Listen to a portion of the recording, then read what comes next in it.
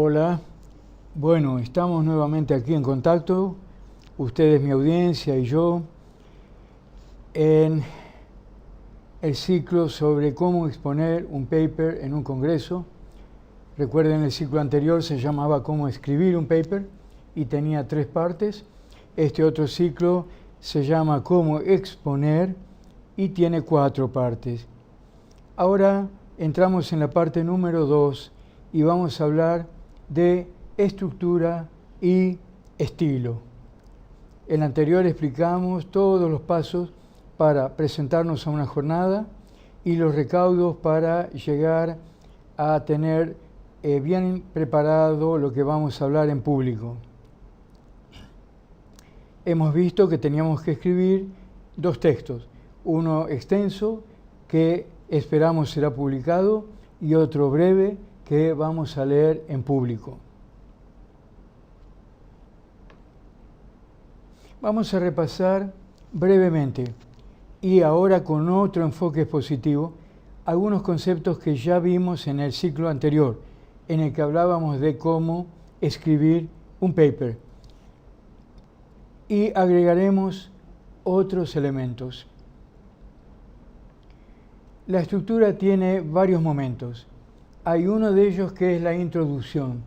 La introducción de nuestro documento debe ser breve, clara, sucinta.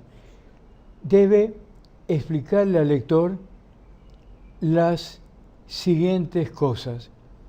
El lector debe entender por qué hemos elegido ese tema. Debe entender qué es lo que queremos estudiar, o sea, cuáles son nuestros propósitos, cuál es nuestro problema de investigación.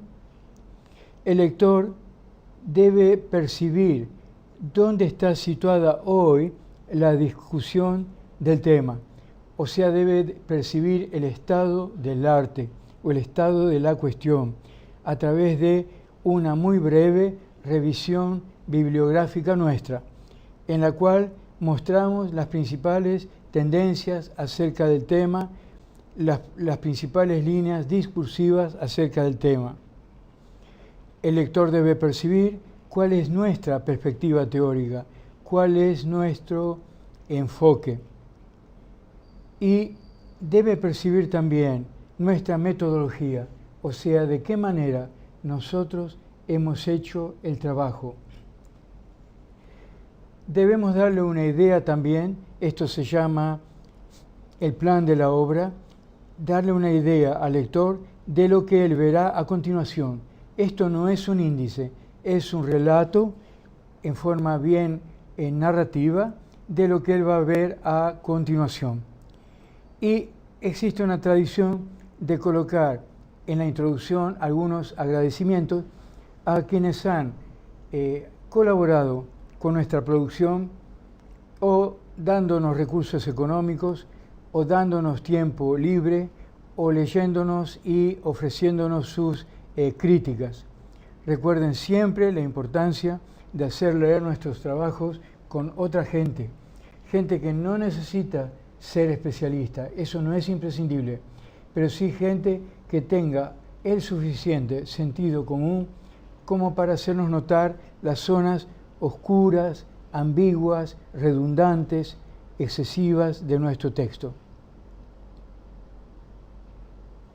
Luego viene la estructura central que podríamos llamar el desarrollo del trabajo, el cuerpo principal. Nunca utilicemos la palabra desarrollo, pero en la práctica de eso se trata. Normalmente, si escribiéramos una tesis o un trabajo final de obtención de un grado académico de máster, por ejemplo, para que reemplazaría una tesis en un máster muy profesionalizante, el texto, que podría tener 80, 100, 120 páginas, o una tesis doctoral, 250, 300, dividimos el texto en capítulos. Cuando hablamos de un paper, no lo dividimos en capítulos, sino en varios ítems, con varios títulos. Ahora, este desarrollo del texto en varios títulos debe tener soportes. Uno son los soportes bibliográficos. Los soportes bibliográficos que se basan en menciones de fuentes bibliográficas, o sea, referencias a bibliografía, con el sistema de autor-año que hemos visto en el ciclo de enseñanza anterior. Y otros son soportes empíricos. Los soportes empíricos pueden encontrarse en dos territorios. Uno es el de las estadísticas que nosotros sacamos de trabajos ajenos, trabajos hechos por otros. Son datos de segunda mano. Estas estadísticas se llaman datos de fuentes secundarias. Otras son las estadísticas que no provienen de otras personas, sino de nosotros mismos. Las hemos producido luego de procesar datos que hemos obtenido mediante un trabajo de campo. Y existe la otra variante. Primero, démosle un cierre a esto anterior.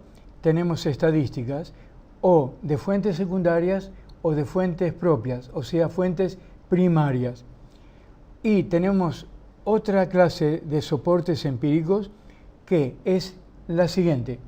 Cuando trabajamos con una estrategia que incluye un enfoque muy cualitativo, o una parte de nuestro trabajo se basa en un enfoque cualitativo, o todo nuestro trabajo se basa en un enfoque cualitativo, quiere decir que nosotros lo que hacemos es entrevistas semi-estructuradas, no encuestas, entrevistas semi-estructuradas a una cantidad de personas o grupos de discusión.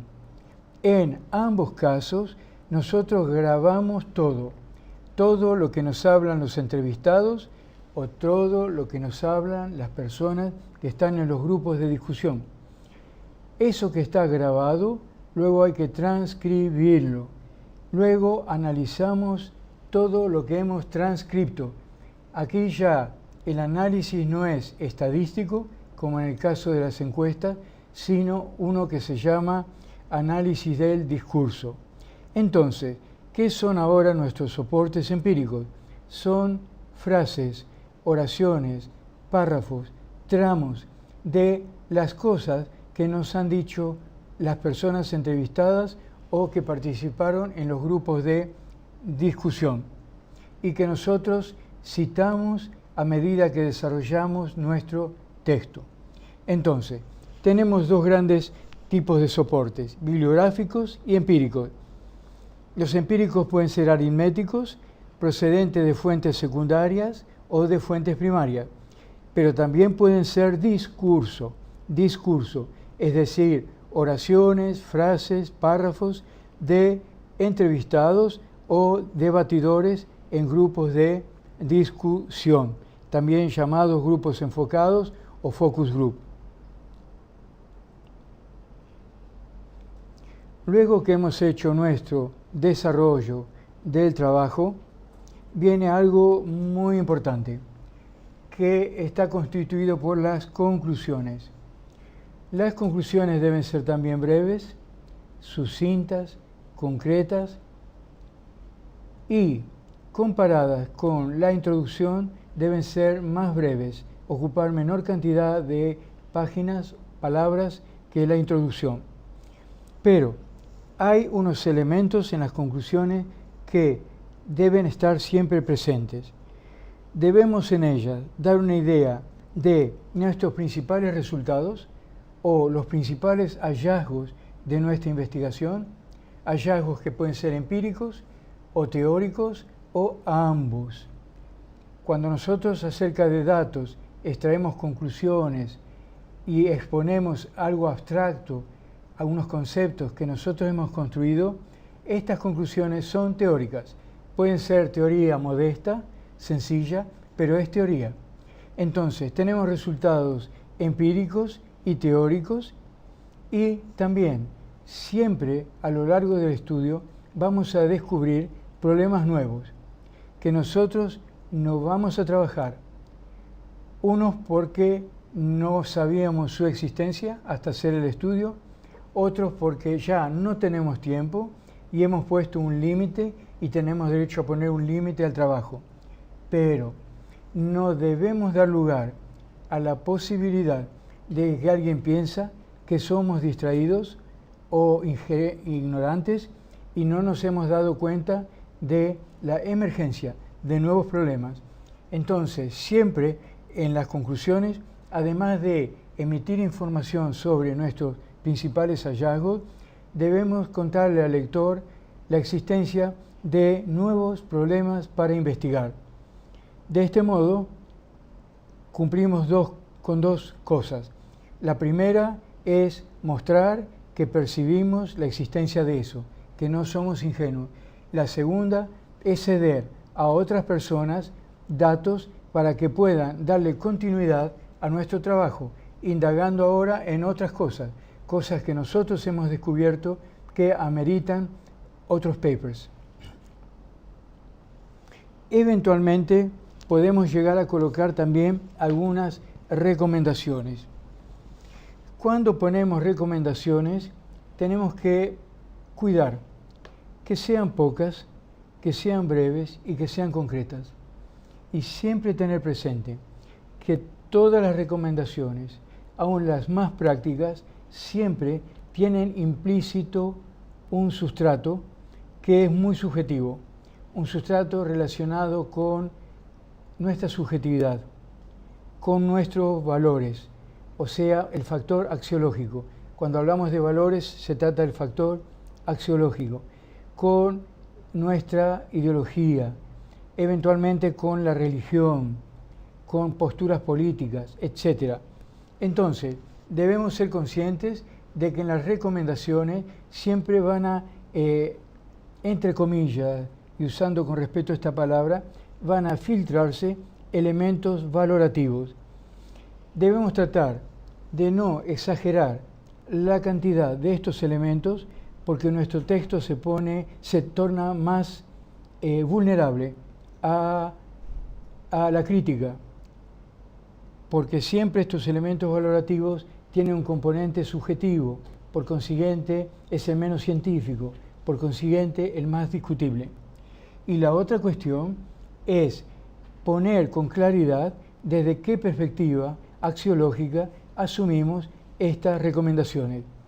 Si queda claro para el lector desde qué ángulo hablamos, si queda claro que hablo como un desarrollista, como un liberal ortodoxo, como un marxista, como un socialista, etcétera, etcétera, no hay inconvenientes en yo exponer tranquilamente mis recomendaciones con su carga axiológica, porque si alguien no la comparte, sabe al menos que yo la hice desde una perspectiva que quedó clara.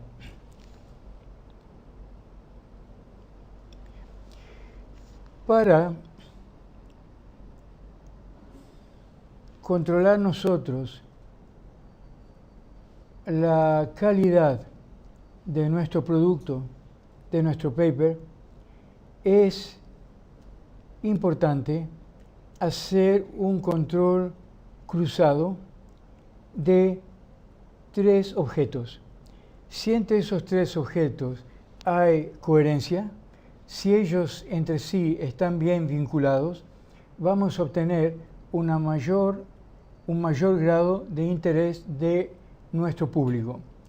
Estos tres objetos son la introducción, el desarrollo y las conclusiones.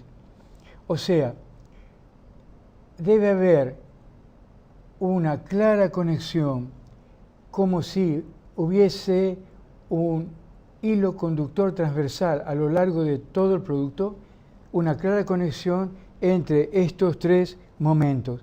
O sea, un grado de coherencia el mayor que nosotros podamos obtener y un grado de coherencia que debe ser muy claro, muy perceptible para nuestra audiencia. En la medida en que esto obtenemos, es de creer que obtenemos un grado más alto, o un grado equivalente, perdón, a esa medida del interés del público. Veamos otro aspecto de la estructura, un aspecto que tiene que ver con estrategia del texto. Enfoque. Debemos trabajar sobre pocas ideas. No convertir el texto en una especie de árbol frondoso donde nuestro discurso corre, donde nuestra palabra discurre por muchas y muchas ramas y un gran follaje. Debemos trabajar sobre pocas ideas y tener un criterio básico de transversalidad. Esas ideas deben cruzar todo el texto, deben ser como el sustento del discurso nuestro en su totalidad. Para lograr este efecto es importante lo que en el slide anterior hemos observado, hablando de control cruzado. O sea, ese cruce, ese que nos va a permitir saber si estamos llevando a la práctica esto que en este instante yo estoy brindando como un consejo. Es importante también escribir de un modo que recibe un nombre bastante consensuado, que es este: estilo llano. Estilo llano. Usar el estilo llano. Ese estilo llano se materializa siguiendo una serie de criterios que son prácticos. Uno es el usar frases breves. La frase es un período de texto con autonomía sintáctica y de sentido, separado este período de otras frases por un punto y seguido. Es conveniente hacer frases de no más de 20 palabras y utilizar palabras que sean comprensibles, no palabras que oscurezcan precisamente el acceso a lo que queremos significar. Entonces, una primera idea es frases breves. Les doy acá un ejemplo. Miren ustedes, de Romances del Río Seco, un trabajo de Jorge Luis Borges, yo extraigo esta frase: de los muchos libros que integran la labor poética de Lugones, el mejor es este. Esta frase tiene 15 palabras, miren ustedes, y tiene dos verbos, integrar y ser.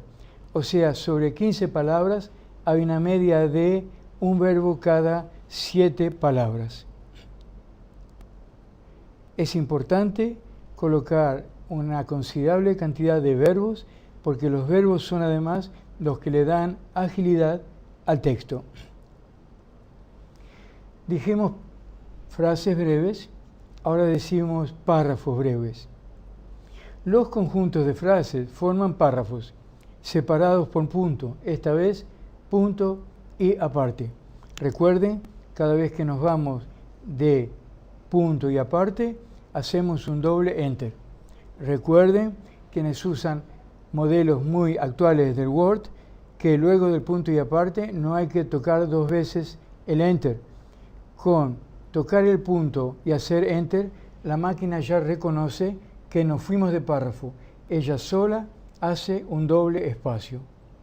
Y aquí una sugerencia: tratar de que los párrafos no tengan más de 5 o 6 frases en su interior y tratar de que no superen los párrafos las 100 palabras o las 20 líneas.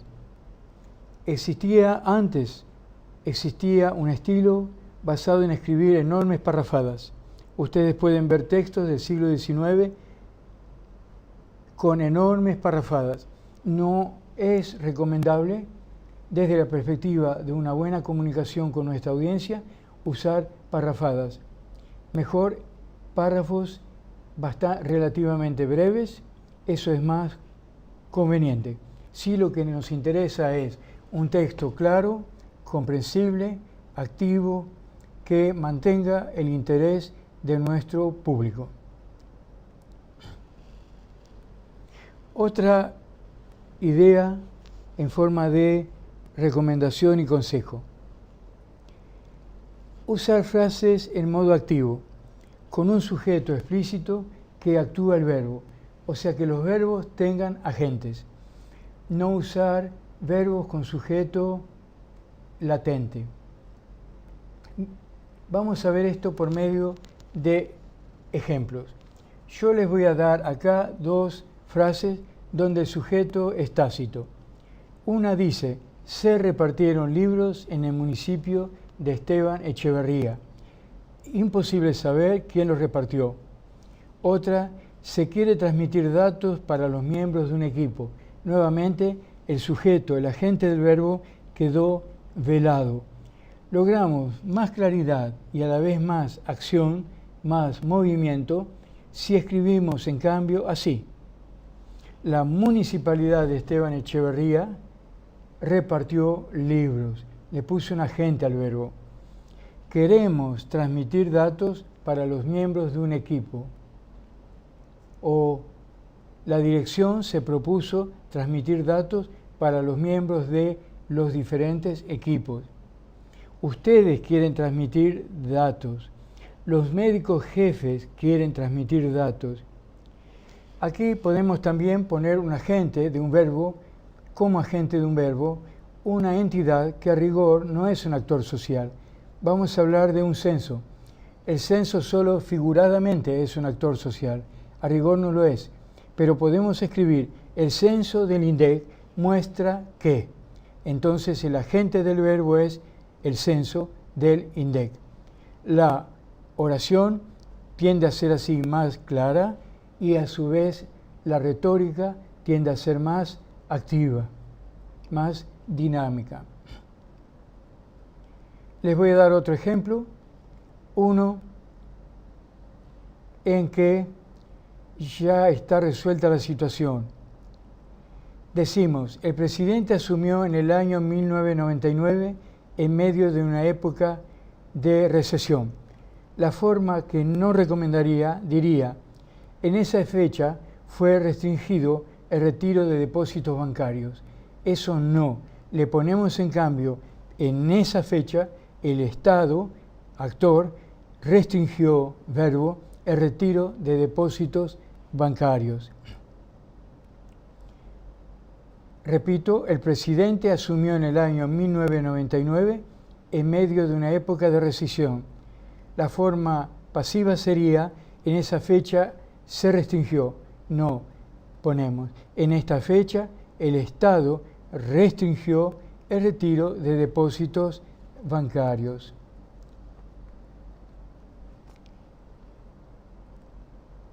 Vamos a hablar ahora de otra cuestión que tiene que ver con estructura del texto, con estrategia, en este caso la estrategia lógica. Vamos a ver la lógica de las frases. Vamos a ver dos enfoques, dos caminos. Este primero es un camino que podríamos llamar de tipo inductivista. Nosotros partimos de los datos y arribamos a el concepto, que a los datos los abarca como una conclusión a la que hemos llegado gracias a el análisis y la comparación de los datos y el encuentro de analogías entre ellos. Esto es el camino de la inferencia inductiva, de los datos al concepto. Vamos a ver otro que es inversamente del concepto a los datos, datos que sostienen el concepto. Vamos a ver estos dos caminos por medio de dos ejemplos. A una misma lectura la vamos a usar de dos maneras. Miren ustedes, tenemos aquí una lectura que por ahora no está desagregada. La vamos a usar para mostrar la circulación lógica desde los datos al concepto. Tengan un poco de paciencia ahora, vamos a leer este texto completo. Dice, es un texto de una chica, María Marreza, de un trabajo que ella presentó en la Universidad Blas Pascal, en Córdoba. Es una licenciada en Administración. Dice, en diciembre del año 2001 se desencadenó en la Argentina un conjunto de protestas sociales que terminaron con la renuncia del presidente Fernando de la Rúa. Datos. Esta crisis fue el desenlace de un largo proceso de deterioro de algunos pilares que habían sostenido el orden económico, político y social de la década del 90. Datos. Observen de paso cómo cuando hay comas hago un poco de pausa, cómo cuando llegan los puntos, en algunos casos yo levanto la mirada del texto y me dirijo hacia ustedes que son mi público. El presidente asumió en el año 1999 en medio de una época de recesión. Ven que hice pausa. Causada en parte por la imposibilidad de sostener el modelo de convertibilidad, le puse mayúsculas porque es un nombre propio, que tuvo su fin en diciembre de 2001. Yo levanté la mirada hacia ustedes cuando hice el punto y tiré más datos.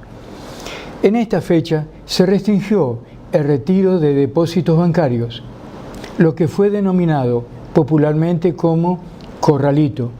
Esta palabra, como es un uso consensuado en algún grupo cultural, en una subcultura, con lo cual subcultura no quiere decir cultura inferior, sino una cultura, o en fin, consensuado en algún circuito lexical, le ponemos comillas. Si fuese una palabra extranjera no hispanizada, le pondríamos cursivas. A partir de la renuncia del presidente, se sucedieron en el cargo 4 personas, más en un corto periodo de tiempo, generando una inestabilidad política sin precedentes en el país.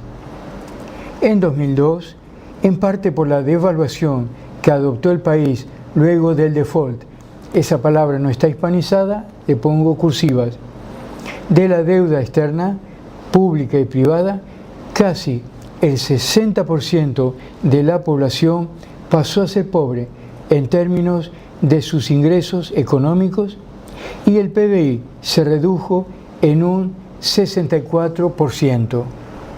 Sigue y va terminando esa chica que escribió el texto.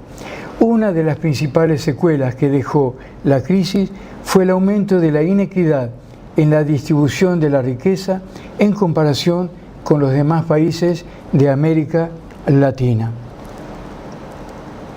Vamos a repetir ahora el texto, pero vamos a hacerlo en forma analítica. Estamos tratando de ilustrar el manejo del camino lógico de los datos a conclusiones, a conceptos. Camino 1, datos, voy a concepto. Nuevamente, tengamos paciencia, vamos a releer texto. Todo lo que voy a leer ahora es datos, una cadena de datos, datos empíricos. En diciembre del año 2001 se desencadenó en la Argentina un conjunto de protestas sociales que terminaron con la renuncia del presidente Fernando de la Rúa. Observen cómo en las comas voy a hacer pausas, observen cómo cada vez que sé que me avecino a un punto, voy a levantar el rostro del texto y voy a mirarlos a ustedes. Esta crisis fue el desenlace de un largo proceso de deterioro de algunos pilares que habían sostenido el orden económico, político y social de la década del 90. El presidente asumió en el año 1999 en medio de una época de recesión, causada en parte por la imposibilidad de sostener el modelo de convertibilidad que tuvo su fin en diciembre de 2001. En esta fecha se restringió el retiro de depósitos bancarios, lo que fue denominado popularmente como Corralito. A partir de la renuncia del presidente, se sucedieron en el cargo 4 personas más en un corto periodo de tiempo, generando una inestabilidad política sin precedentes en el país. En 2002, en parte por la devaluación que adoptó el país luego del default de la deuda externa, pública y privada, casi el 60% de la población pasó a ser pobre en términos de sus ingresos económicos y el PBI se redujo en un 64%. Ahora yo construyo un concepto y digo, a partir de todos esos datos, expreso esta conclusión. Una de las principales secuelas que dejó la crisis fue el aumento de la inequidad en la distribución de la riqueza en comparación con los demás países de América Latina. Yo trabajé los datos del texto más otros de otras fuentes y construí una conclusión. Inversamente ahora vamos a ir del concepto a los datos.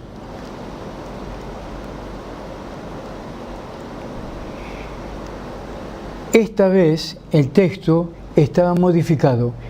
Para poder hacer mi trabajo pedagógico, yo a este texto le hice unos cambios.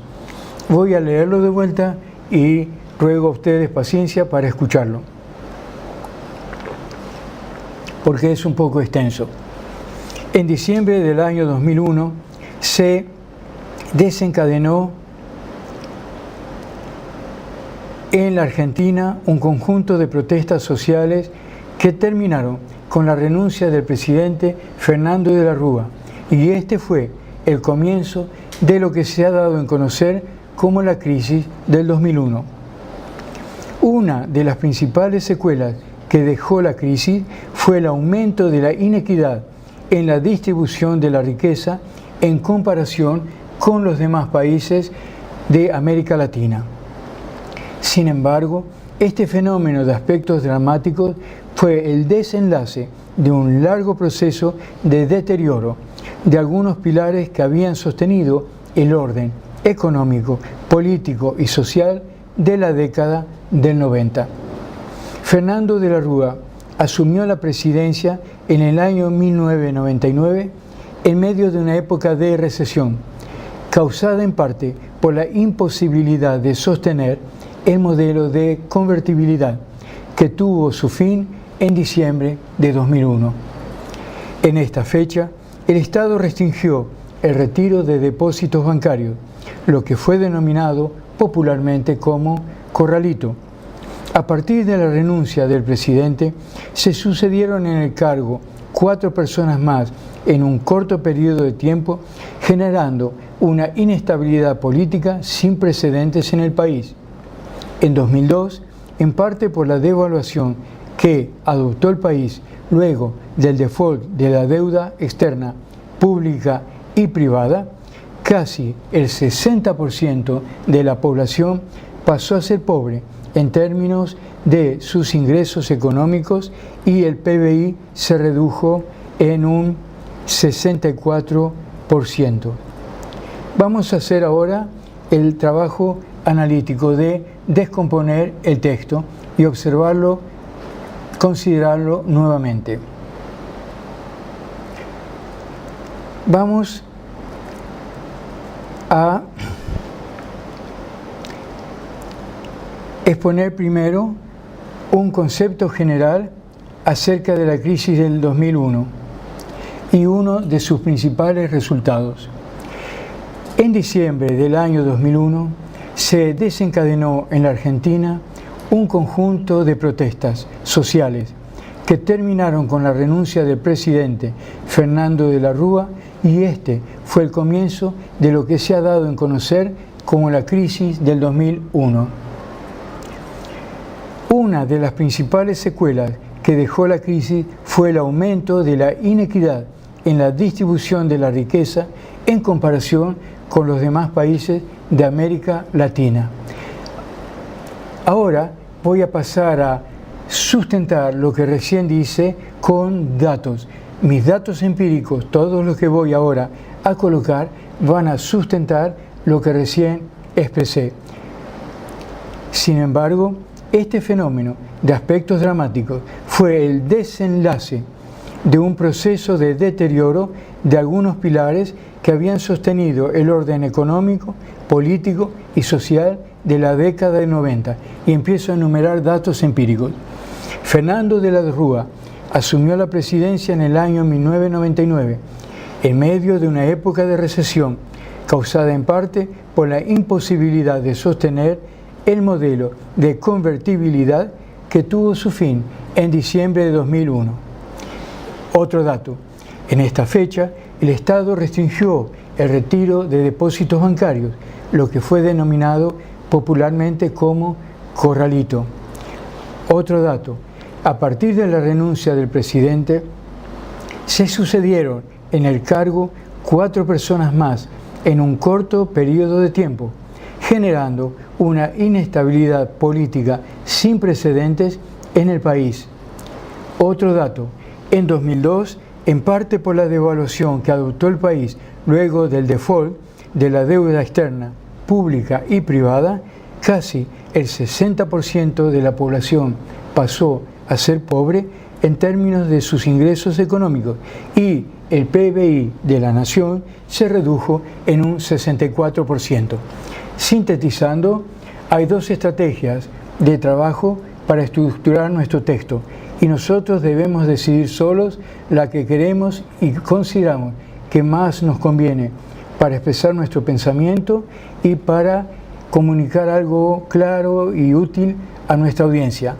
Podemos ir de lo abstracto podemos ir de lo concreto de los datos a lo abstracto de conceptos conclusivos, o de conceptos, de constructos abstractos nuestros a datos que los soportan. Seguimos ahora con otros slides. Vamos a hablar un minuto de estadísticas descriptivas. Cuando nosotros presentamos estadísticas en nuestros papers, lo primero que yo tengo a ese respecto para decirles es que es muy importante hacerlo. En nuestros papers debemos presentar, si hemos trabajado con datos aritméticos de fuentes secundarias o de fuentes primarias, es muy importante exponer estos datos. A estos datos los exponemos en parte dentro de nuestra prosa, pero cada tanto a través de alguna clase de exposición gráfica, o sea, exposición paratextual. Voy a hacer un paréntesis y alejarme un poco del tema de estadísticas. Vamos a hablar un poco de otra clase de gráficos. En papers que por su tema lo ameritan, es importante también colocar en la medida de lo posible fotografías lindas con colores, colocar mapas, colocar croquis, diseños, por ejemplo, de una planta industrial, de un área de trabajo donde hay varias máquinas, varios equipos, con varios obreros, mostrar cómo están distribuidos estos equipos, mostrar mapas donde sucede un fenómeno que nos interesa, mostrar, como les dije, fotos de una planta, de una oficina, de personal trabajando, manejando máquinas, trabajando en el campo, etc. Pero volvamos por el momento a gráficos en general. Todos ellos tienen que ser principalmente simples y principalmente autoexplícitos. O sea, que cuando un lector vea el cuadro 4, la figura 5, pueda entender per se de qué se trata, que él no necesite estar buscando páginas para entender de qué se trata. El gráfico tiene que ser explícito per se, por eso debe tener bien un buen título, una fuente debajo del gráfico, y el gráfico debe ser simple. Además debe estar localizado no en un apéndice, sino adentro de nuestro discurso, cerca de la parte de nuestro discurso que atañe a ese gráfico. Cuando utilizamos cuadros con estadísticas, debemos tratar de poner pocas columnas, 4 columnas, 5 columnas, 3 columnas, pocas filas, 5 filas, 7 filas, 3 filas, y siempre arriba un título y siempre abajo una fuente. La fuente de donde hemos extraído o el cuadro entero copiado o los datos con los cuales nosotros hemos armado el cuadro. Miren un ejemplo acá. Acá hay una prosa. Esta prosa la escribí yo, o la escribió usted que está del otro lado y que escribe un paper. Pero me es más cómodo decir la escribí yo y en realidad la escribí yo. Dice, acerca de los vínculos entre factores socioeconómicos y reproducción de la población, podemos afirmar una correlación estrecha y muy significativa para nosotros en la perspectiva de la pobreza como limitante del desarrollo humano. A mayor pobreza, mayor cantidad de hijos. Eso es una hipótesis. Esta constatación cierra un círculo vicioso de condiciones negativas. Yo hago un cuadro ahora para ilustrar y sostener esa afirmación. Le pongo un título, cuadro 2, mujeres, cantidad de hijos según nivel socioeconómico de los hogares, zona sanitaria 5, 1999. La palabra según